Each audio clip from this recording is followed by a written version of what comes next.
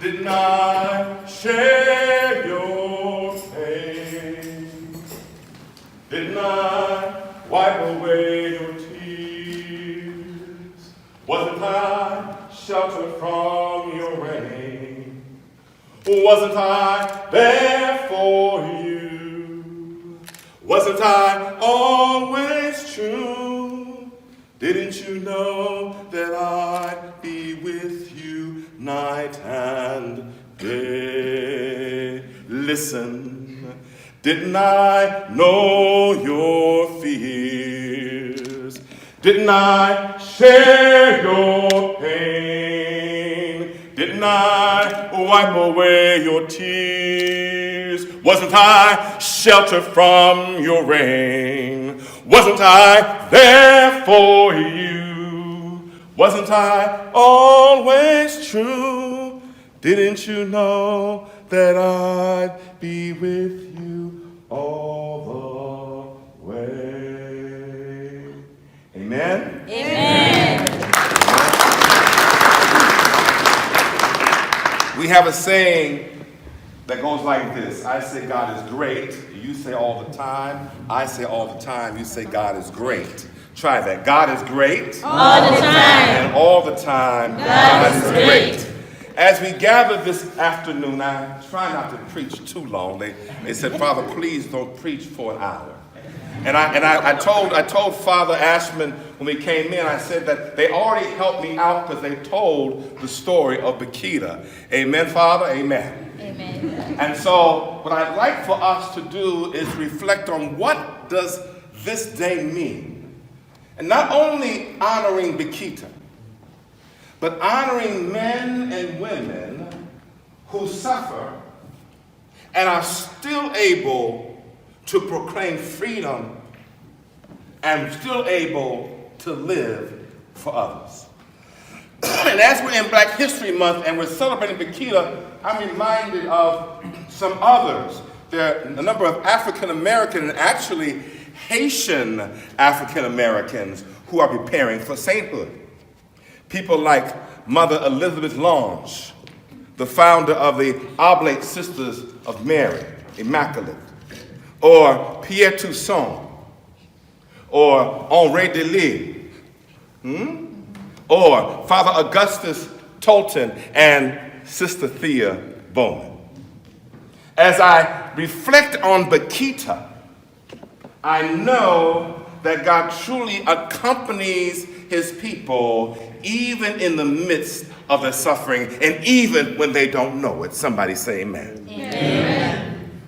So you see, this reflection of a woman, a phenomenal woman, a fabulous female, a life of simplicity, poverty, and suffering, Josephine Bakhita.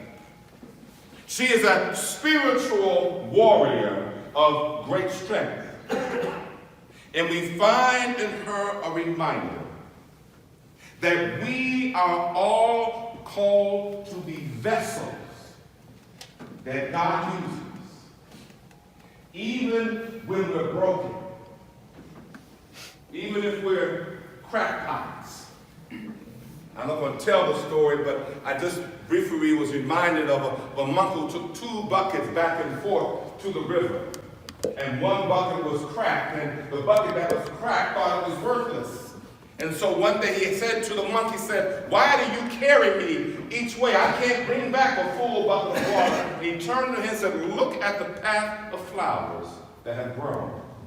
All of these months and all of these years carrying this crack pot on his shoulder."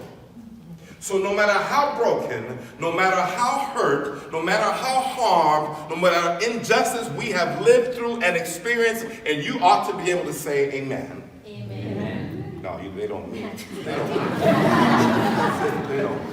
They don't. You ought to be able to say amen. Because you didn't get the divine word of God, and I'm sure the road wasn't easy. And don't make me start telling the story.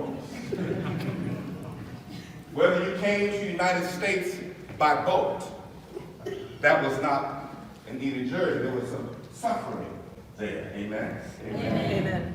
Or maybe there was some circumstance in your own country that required you to leave there because of the injustice and the oppression that was brought against you, and you find yourself here. Somebody say amen. Amen. My Vietnamese brothers and sisters, they know what I'm talking about. Amen. Amen. And you see, in the midst of that journey, God had not forgotten you. You see, what strikes me today as we listen to the Gospel of Mark, we find Simon. And Simon is with his, I always say, his home boys, his closest companions. And so we find Simon now in the house of his mother-in-law, and James and John and Andrew, his homeboys, are with him.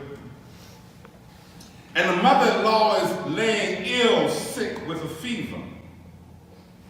Watch what happens to this woman who suffered, this woman who was ill. The first thing that struck me was that they brought her situation to Jesus.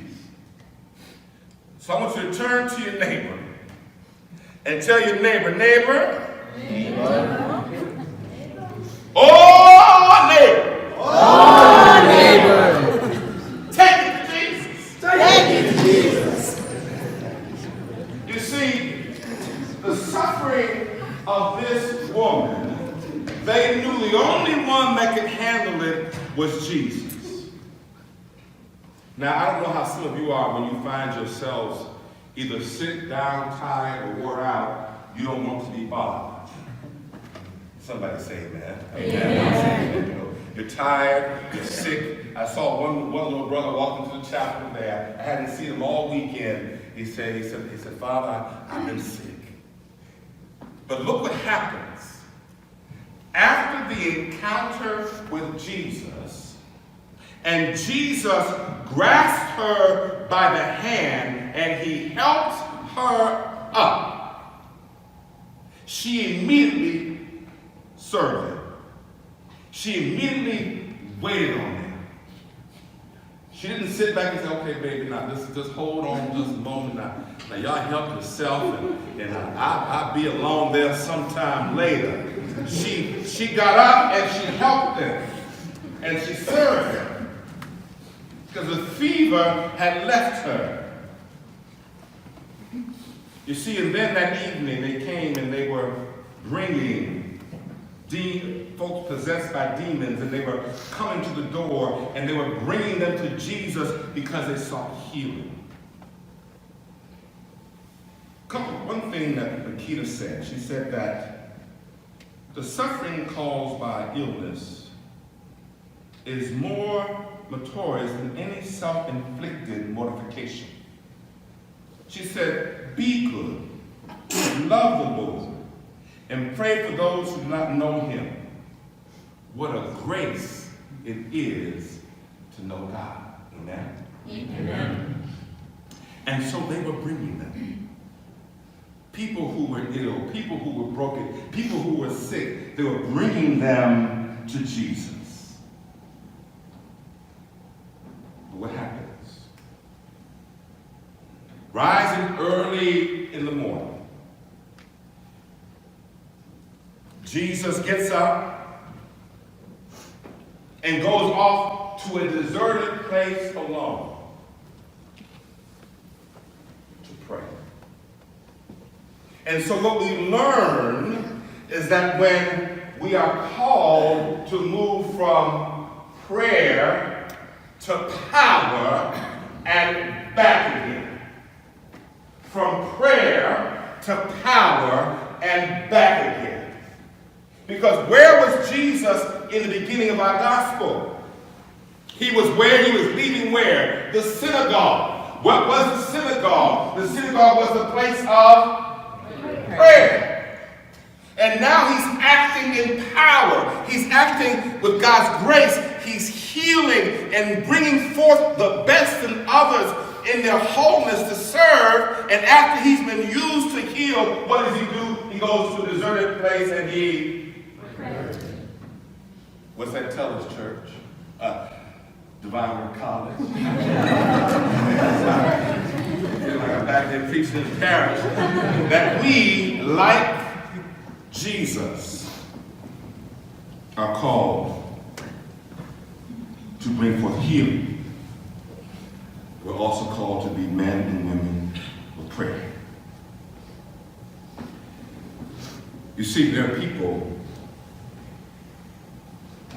who find themselves on the margins, on the peripheries of society.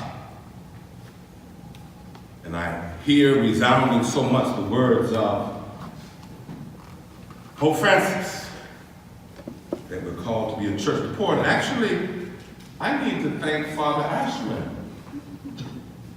Father Ashman gave me a Christmas present one year. It's called The Path of the Catacomb. You remember that, Father? He sent that. I read it, Father. I read it over and over again. And then I began to teach The Path of the Catacombs. Then I began to understand, as I had been a missionary working in a Catholic university and reaching across borders, going to South America, places like Brazil and Uruguay, and understanding that the church must be a church of and for the poor, of and for those who are marginalized, those who find themselves on the peripheries, those who do not have a voice, those who, like Bakhita, needed to make a difference.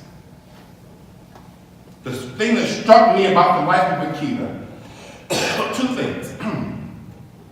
Once she had gone to Italy, and they were trying to tell her that she had to go back to Africa, she said, no, I ain't going back to Africa. And they told her, you don't have to, you're a free woman here. And in her freedom, choosing religious life. But in her illness, in her suffering, even in her old age, she became an instrument to proclaim her story to support the missions. She was a missionary at heart because she would tell the story. And she worked to raise funds for support of the missions. But getting back to that pact of the catacombs, that pact of the catacombs helped me understand the mind of Francis. And it helped me understand, this is not even in my notes, I'm sitting here thinking about this because of this book that Father Tom gave me. It helped me understand the mind of the bishops of South America. And this idea and this value and this demand that we must live simply. We must stand with the poor. By standing with those on the peripheries, we erase the periphery. Did you know that? Somebody say, amen. What does that mean? What does that mean? When I walk the neighborhood of my streets, and I walk the neighborhood where there are people who are poor, there are people on drugs. I know the drug dealers. I talk to the drug dealers. And what happens is, when we began to stand with them, the peripheries begin to fade away. Because now, being a voice with them, they are a part of the dialogue, the discussion about the transformation and the change of their own lives. And the beauty of being here today with you is because there have been students from this seminary college who have joined me. Francis and Friday and Micheline and João and Pedro. And they've joined me and they've walked with me and been with those who are on the peripheries. And people's lives are changed and transformed when we make a fundamental commitment to be a church of the poor, by the poor, and for the poor. I'm not getting no amen. Amen. Come on, Fred. Come on, am I right, Father Tom? Can you get an amen? Amen. Amen. So I invite you. I invite you to take this celebration and the many celebrations that you have and celebrate the life of freedom. The freedom that you cherish. But see, your freedom isn't just for you. So often we think that our freedom is for us. Because there are those who don't know and don't experience freedom. There are those who don't have a voice. And so your freedom becomes an instrument for them to come to know and enter their freedom. Somebody say amen. Amen. So celebrate and live this life called to freedom, called for others, called to mission. That we truly are missionary disciples of the divine word. Amen? Amen. I'll stop there. God is great. All the time. All the time. God is great. I'm going to end the way I began. Didn't I know your fears? Didn't I share your pain?